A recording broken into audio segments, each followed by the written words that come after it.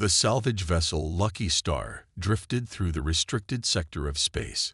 Its scanners swept through the debris field as Ellie Morgan guided the ship deeper into the forbidden zone. Her crew watched with worry. "Captain, we should turn back," said Ta, her first officer. He was tall with sharp eyes that missed nothing. "Galactic Salvage Authority patrols this sector heavily."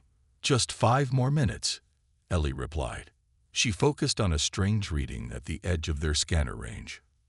Suddenly, the view screen showed a huge shape coming from behind some asteroids. The crew went quiet as they saw the massive vessel. Its design was unlike anything known in space. "Is that?" whispered June, the young engineer.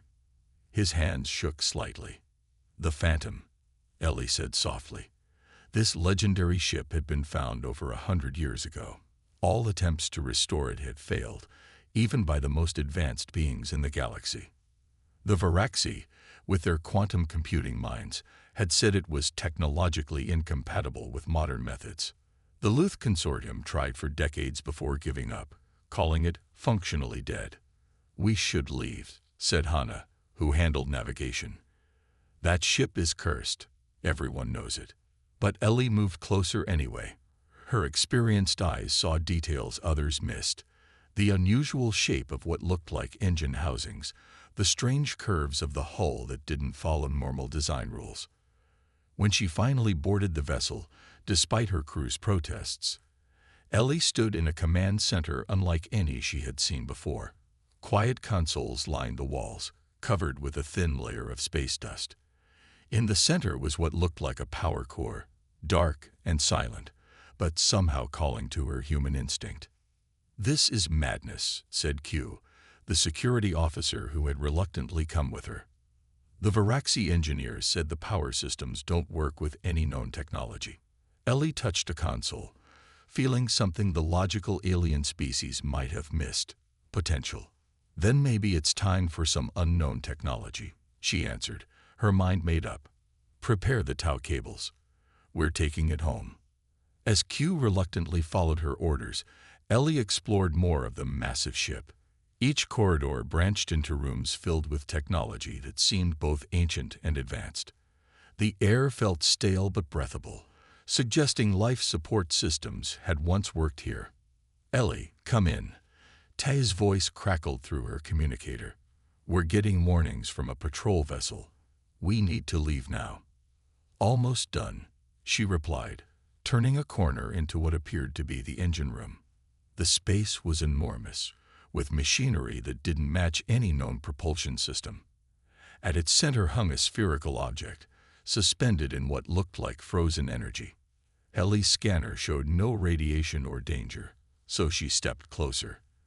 The sphere seemed to pulse faintly in response to her presence. She reached out, her fingers stopping just short of touching it. 5 minutes and we're leaving, with or without you," Ta warned. Something inside Ellie told her this ship was important, not just for salvage, but for something more. The more advanced species had given up because they couldn't understand it. Maybe it needed a different approach, a human approach. She pulled a small toolkit from her belt and carefully extracted a thin probe. With steady hands, she inserted it into what looked like a maintenance board near the sphere. Nothing happened at first, but then a soft hum began to build. "Ellie," Q shouted from the doorway. "We need to go. Now." The sphere pulsed brighter, and for a brief moment, lights flickered throughout the engine room. Then everything went dark again, but Ellie had seen enough. "It responded," she whispered. "It's not dead." Back on the Lucky Star, the crew gathered in the bridge as they prepared to attach Tau cables to the ancient vessel. "This is against regulations," Hannah pointed out. "The Phantom is classified as restricted technology. Not to mention dangerous," added June. "The Varaxi lost an entire engineering team trying to activate it." Ellie stood firm. Those advanced species approached it with their advanced methods. They tried to force their technology to work with it. What if it needs something simpler? Something more human? The crew exchanged glances. They knew that tone in Ellie's voice. Once she got an idea, There was no changing her mind. The salvage rights alone could set us up for life, Ta said thoughtfully. If you can get it working again. I can, Ellie said with confidence she didn't entirely feel. Something in there responded to me. As they secured the tow cables, a Galactic Salvage Authority patrol ship appeared at the edge of their sensors. Unidentified vessel, came the stern voice over their communication system. You are in a restricted zone. State your purpose. Ta looked at Ellie with panic. Being caught with the Phantom could mean losing their salvage license, or worse. Ellie calmly stepped to the communications panel. This is Captain Ellie Morgan of the Lucky Star. We're conducting approved salvage operations. The lie came easily. Check authorization code Morgan 7734. There was a long pause. The code was for emergency salvage, used only when valuable technology was at risk of being lost. Using it falsely carried heavy penalties. Code confirmed, came the reply, much to everyone's surprise. Proceed with caution, Lucky Star. Ta stared at Ellie in disbelief as the patrol ship moved away. How did that work? Ellie looked equally confused. It shouldn't have. She turned to look at the Phantom on their view screen. For a moment, she thought she saw lights flickering along its hull. Maybe it wants to be found, she murmured. As they began the slow journey back to their home station, towing the massive ancient ship behind them, Ellie couldn't shake the feeling that she had just changed the course of her life, and perhaps much more. The Phantom followed silently in their wake, its secrets waiting to be uncovered by human hands that the most advanced species in the galaxy had deemed too primitive to matter. 3 weeks had passed since Ellie brought the Phantom to her repair dock at the edge of New Sol Colony. Each day brought more criticism and mockery. The Galactic Engineering Guild put out statements calling her work a reckless waste of resources. Varaxi officials openly laughed at her primitive methodology. Ellie ignored them all. In her workshop, she worked late into the night, bent over a control node she had carefully removed from the ship's main bridge. A single lamp cast long shadows as she stripped away layers of unknown technology. The door slid open, letting in cool night air. Jin, her old mentor, entered carrying a tray of hot food. His weathered face showed both worry and pride. "You're still at it?" he asked, setting down the tray beside her workbench. Ellie didn't look up from her work. Her fingers were black with a strange fluid that leaked from the ship's circuits. "I'm making progress," she said, reaching for a cloth to wipe her hands.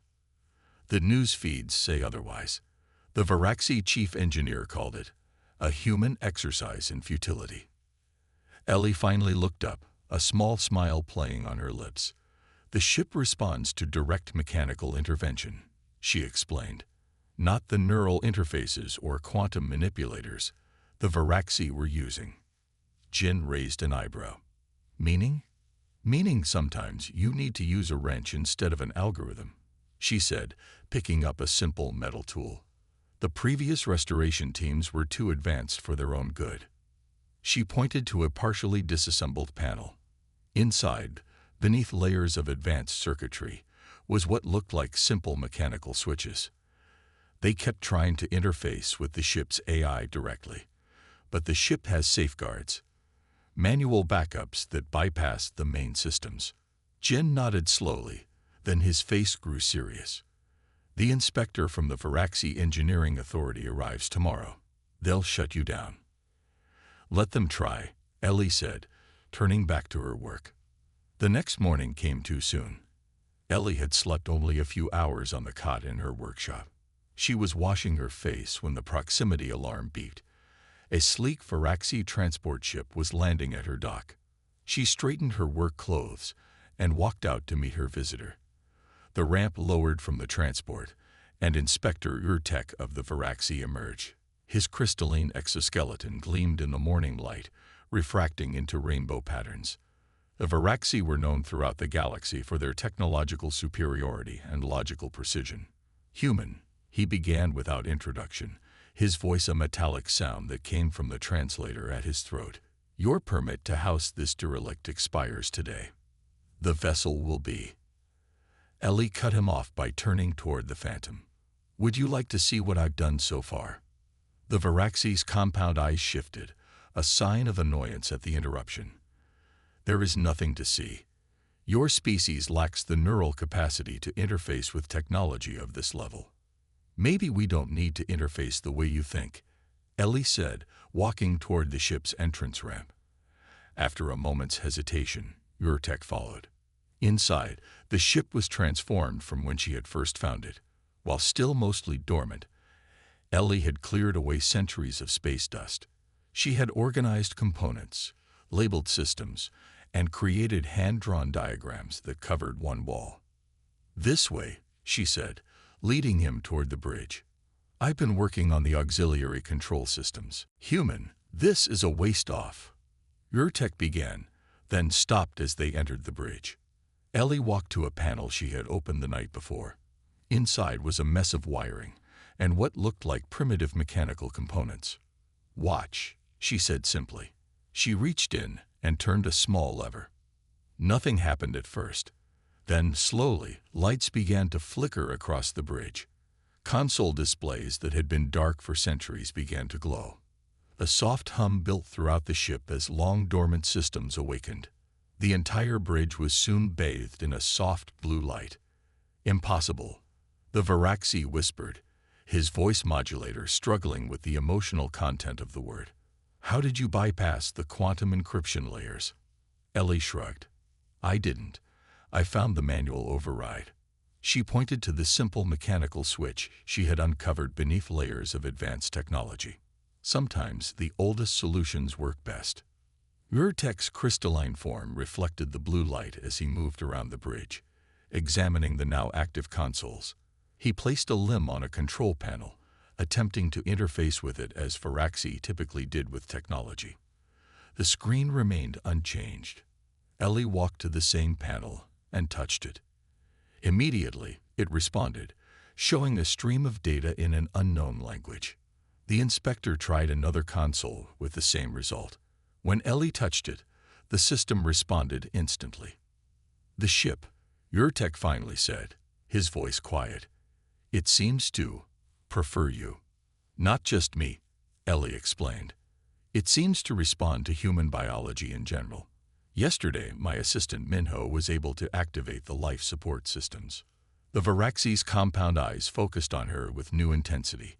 "This defies all technological principles we understand."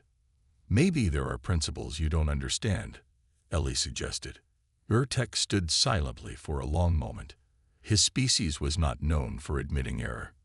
"I must report this to the Varaxi High Council," he finally said. "And my permit?" Ellie asked. "Will be extended, for now." The inspector moved toward the exit, then paused. "The Varaxi have attempted to restore this vessel for 73 years without success. You have achieved partial activation in 3 weeks." Ellie smiled. Different approach, different results. After the inspector left, Jin came to find her on the bridge, where she sat surrounded by active consoles. "How did it go?" he asked. Ellie looked up, her face tired but triumphant. "They're not shutting me down. In fact, I think I just became interesting to them." Jin nodded at the glowing bridge around them. "You've proven them wrong. That's something the Varaxi rarely experience."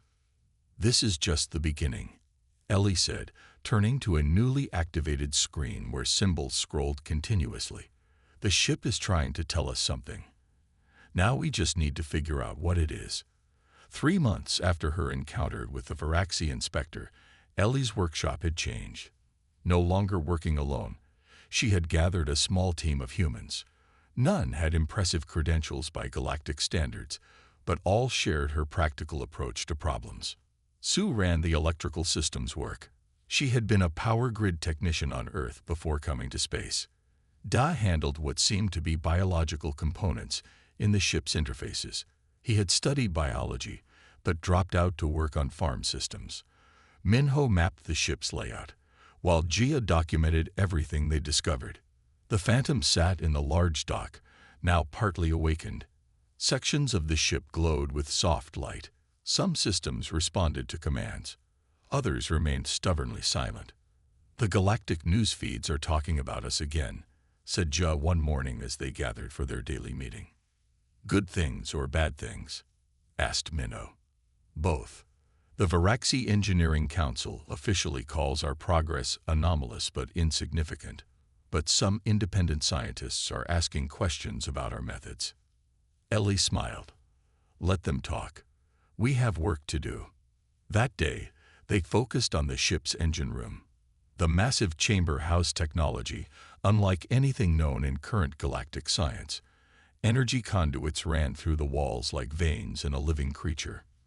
"These aren't standard power systems," Sue said, scanning a junction with her handheld device. "They seem to channel energy in ways that shouldn't be possible." Ellie nodded, examining a panel she had recently uncovered. "The whole ship feels like it was designed to work with its users, not just be operated by them." As the day stretched into evening, most of the team left for their quarters in the nearby habitat. Ellie stayed, as she often did, working late into the night. She was deep in the engine room, following a power line that behaved unlike the others. "I found something," she called out, not expecting anyone to hear. Her voice echoed through the cavernous space. To her surprise, footsteps approached. Sue and Day appeared, having stayed late as well. "What is it?" asked Sue, wiping tired eyes. Ellie pointed to a spherical object nestled within layers of protective housing. It sat at the junction of multiple power lines, yet seemed disconnected from them. "The AI core," breathed Sue, her fatigue instantly forgotten. "But it's been sabotaged," Ellie confirmed, pointing to several points where connections had been deliberately severed. "Someone damaged it to prevent reactivation." Day ran his scanner over the sphere. "The damage is precise. They knew exactly what they were doing." Over the next weeks, the team focused entirely on the AI core. They learned that the Luth Consortium had tried to replace it with their own AI architecture. The Varaxi had attempted to decode its quantum matrix. Both approaches had failed completely. They tried to make it fit their understanding of technology. Ellie explained during a team meeting. "We need to adapt to its way of working instead." She proposed a different solution. Using components from 20 different technological eras, from simple electrical relays to quantum processors, she designed a translator system.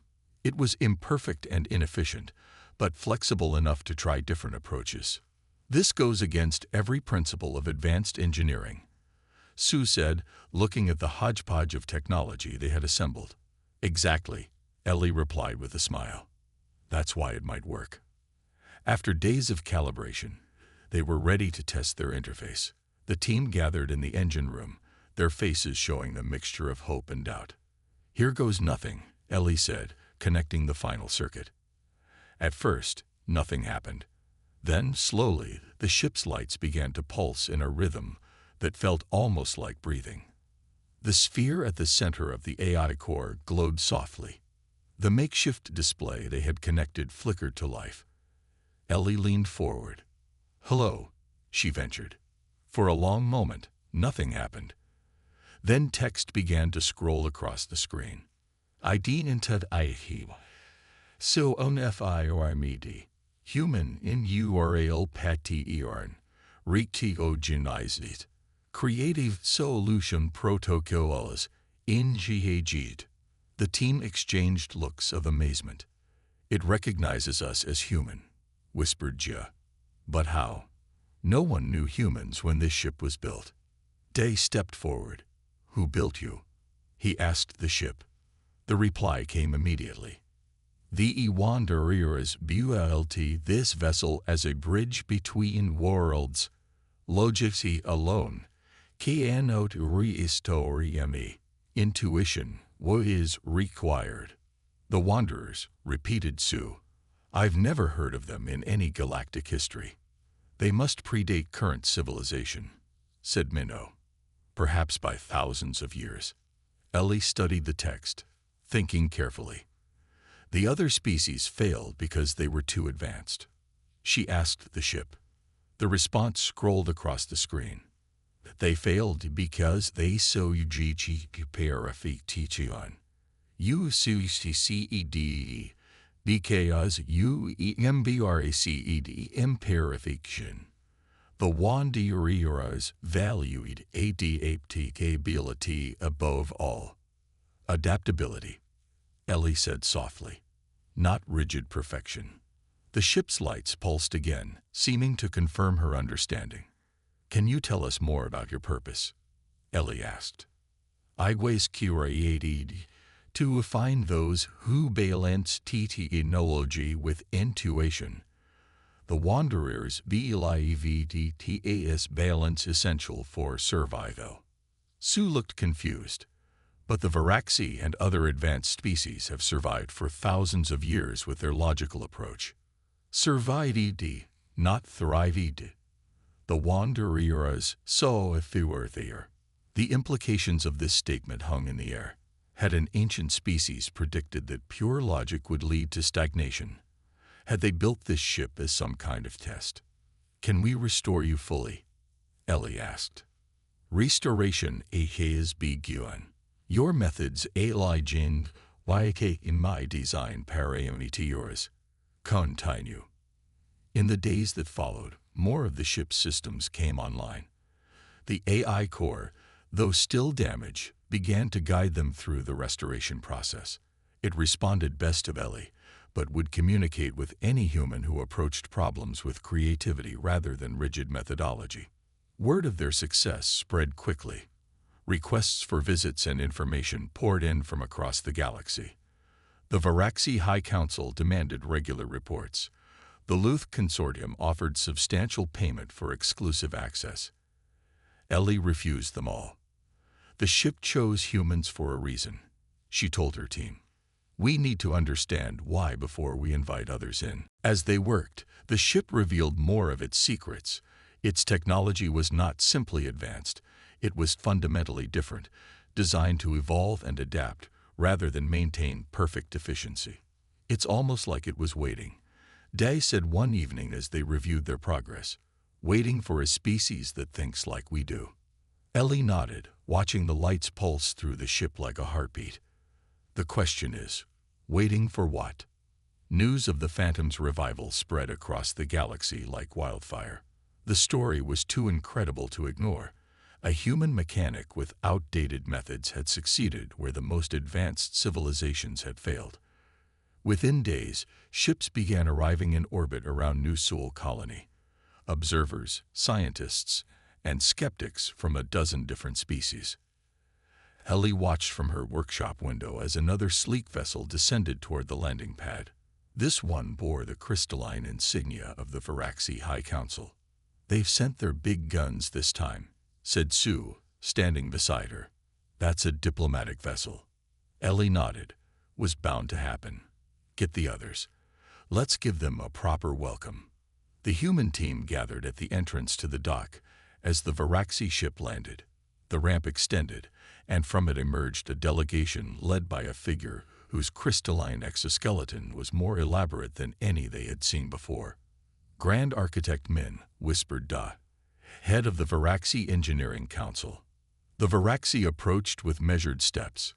Though their faces could not show expression, the stiffness in their movements betrayed their discomfort. Human Ellie Morgan, Grand Architect Min began, the translator giving his words a formal tone. Your achievement has created quite a stir in the galaxy. Ellie stepped forward. Welcome to our workshop, Grand Architect. We're honored by your visit. Min's compound eyes shifted slightly, a sign that would be read as skepticism among his kind. We would be fascinated to understand your methodology, he stated, surveying the workshop with its mixture of advanced tools and simple mechanical implements. Before Ellie could answer, another ship landed. This one bore the emblem of the Galactic Preservation Society, an organization dedicated to protecting artifacts of historical significance. Its scenes were popular today, Ellie murmured to her team. Within an hour, the dock was crowded with representatives from across the galaxy. The Luth Consortium had sent their chief researcher. 3 different military alliances had dispatched observers. All moved through Ellie's workshop, examining her tools and methods with expressions ranging from curiosity to barely concealed disdain. "This is most irregular," said the Preservation Society representative, a tall, thin being named Vel. "A find of this significance should have been reported to proper authorities immediately." "I did report it," Ellie replied calmly, "to the Galactic Salvage Authority. They classified it as previously examined and non-functional." "Because it was non-functional," insisted Min, "until you somehow activated it using." He gestured at her workbench. "These primitive tools." The military observer from the Centauri Alliance stepped forward. "The question now is who has rightful claim to the vessel. Technology of this level has significant strategic implications." Ellie felt her patience wearing thin. "The ship belongs to whoever can operate it," she said firmly, standing her ground before the gathering of galactic powers. "And so far, that's humans." Murmurs of disagreement spread through the crowd. "A bold claim," said Min, his voice modulator conveying skepticism. "Perhaps a demonstration is in order." Ellie smiled. "I'd be happy to show you." She led the delegation into the Phantom. The ship's interior was transformed from the dusty derelict she had first discovered. Systems hummed with life. Lights pulsed in rhythmic patterns along the corridors. "The main bridge is this way," she said, guiding them through the ship. On the bridge, consoles glowed with soft blue light.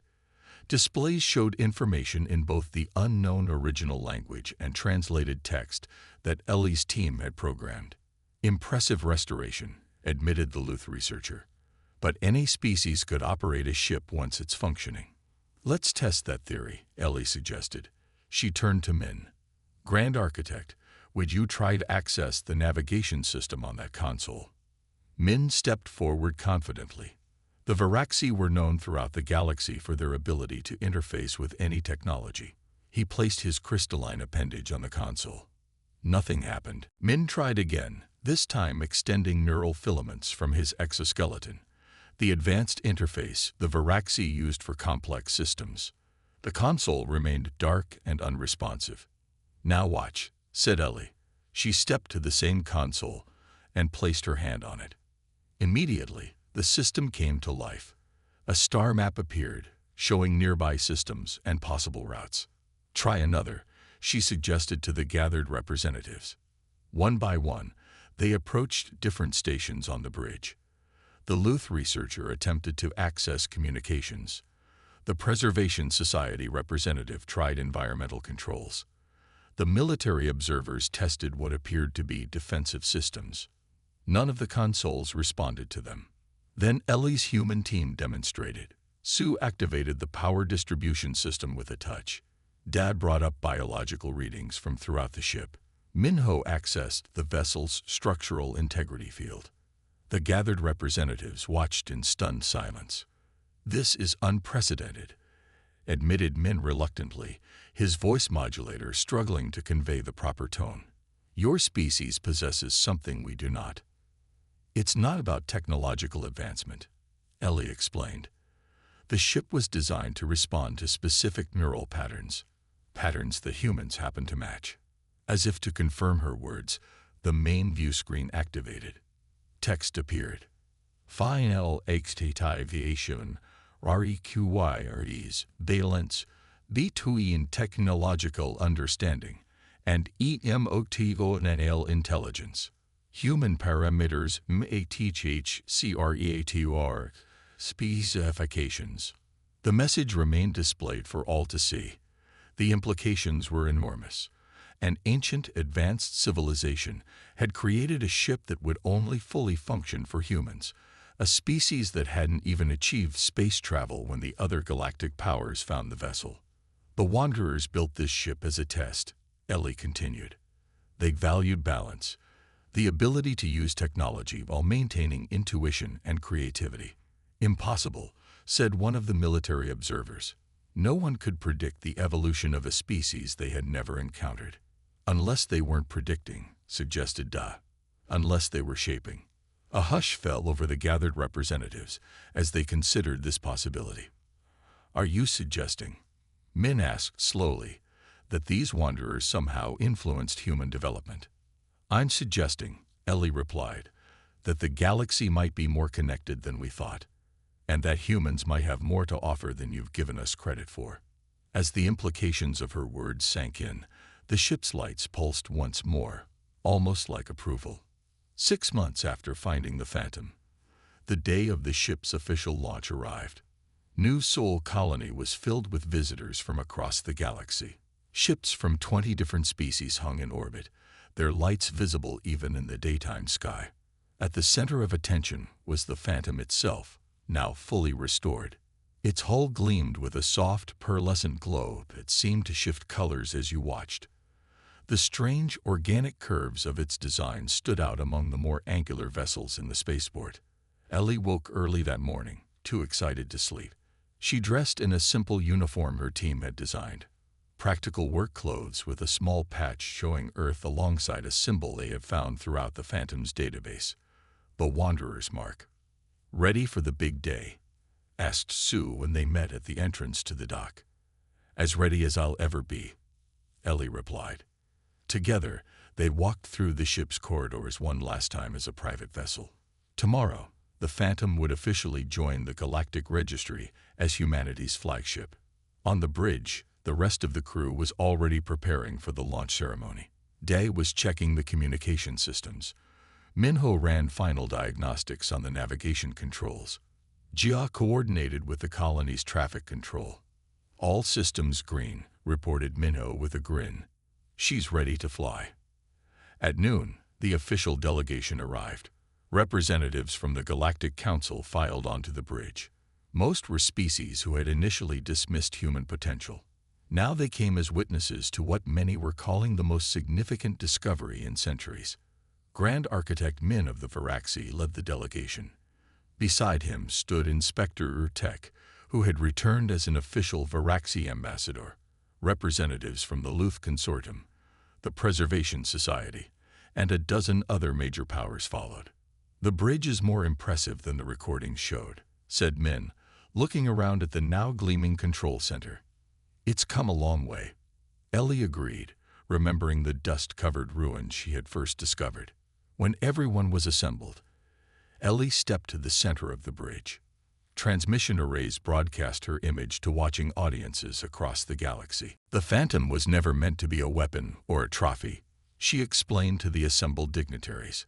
"According to its records, it was created as a peacekeeping vessel, designed to bring different species together." She gestured to the various representatives. "The wanderers who built this ship saw a future where cooperation would be more important than competition. They created this vessel to find a species that could help bridge the gaps between different ways of thinking." Urtek stepped forward. "Our council has recognized that certain inefficiencies in human thinking may actually be advantages in specific contexts." Ellie smiled at the backhanded compliment. "Sometimes the scenic route gets you places the highway can't reach." The gathered representatives nodded, some more reluctantly than others. After months of demonstrations and negotiations, even the most skeptical had to admit that humans brought something unique to galactic civilization. "The Phantom will serve as both an exploration vessel and a diplomatic platform," Ellie continued. "Its crew will include members of all species willing to learn from each other." She turned to the main control panel and placed her hand on it. The ship responded with a gentle hum as all systems synchronized to full power for the first time in centuries. The main screen lit up with a message for all to see. "Captain Eli Morjan Cohen Fire Amid. Crew, Integration Piroto Col is active. The Wanderer's Legacy continues. Launch sequence initiated," announced Da. Outside, the docking clamps released. Power flowed through the ship's ancient, but now fully functional systems. A field of energy surrounded the Phantom, lifting it effortlessly despite its massive size. Through the viewports, they could see crowds gathering to watch. Humans from the colony stood alongside visitors from a dozen worlds. All looked up in awe as the Phantom rose from its cradle. "Structural integrity at 100%, reported Sue from her station. power systems stable. The ship cleared the dock and continued to rise smoothly through New Sol Colony's atmosphere. "We are receiving messages from all Galactic Council member worlds," said Ja, her voice filled with wonder. "They're sending congratulations." As they broke free of the planet's gravity, the stars opened up before them. For the first time in countless centuries, the Phantom sailed freely through space. "The Galactic Council has just issued a formal statement," announced Ja, reading from her screen. "Humanity is being acknowledged for its unique contribution to interstellar civilization. They're updating our status in the Galactic Registry." Ellie smiled. Humans had always been classified as a minor species, tolerated but rarely respected by the older civilizations. Now that was changing, not through overwhelming force or technological superiority, but through the very qualities other species had dismissed as weaknesses: adaptability, intuition, the willingness to try what logic said should fail. Ty, who had rejoined Ellie's crew as first officer, turned from his station. "All systems operational, Captain. Flight path is clear." He paused, then asked the question they had all been waiting for. "Where to, Captain?" Ellie looked out at the stars, countless possibilities stretching before them. The ancient ship hummed with life around her, waiting for her command. Her crew, both human and non-human, watched expectantly. "Everywhere they said we couldn't go," she replied. As the Phantom accelerated smoothly to faster-than-light speed, its unusual engines leaving a trail of shimmering light unlike any other vessels, the watching ships and planetary observers witnessed the beginning of a new chapter in galactic history. The ship that no advanced species could restore was flying again, guided by human hands that the most sophisticated civilizations in the galaxy had once dismissed as too primitive to matter. And somewhere, perhaps, the Wanderers were watching. The end.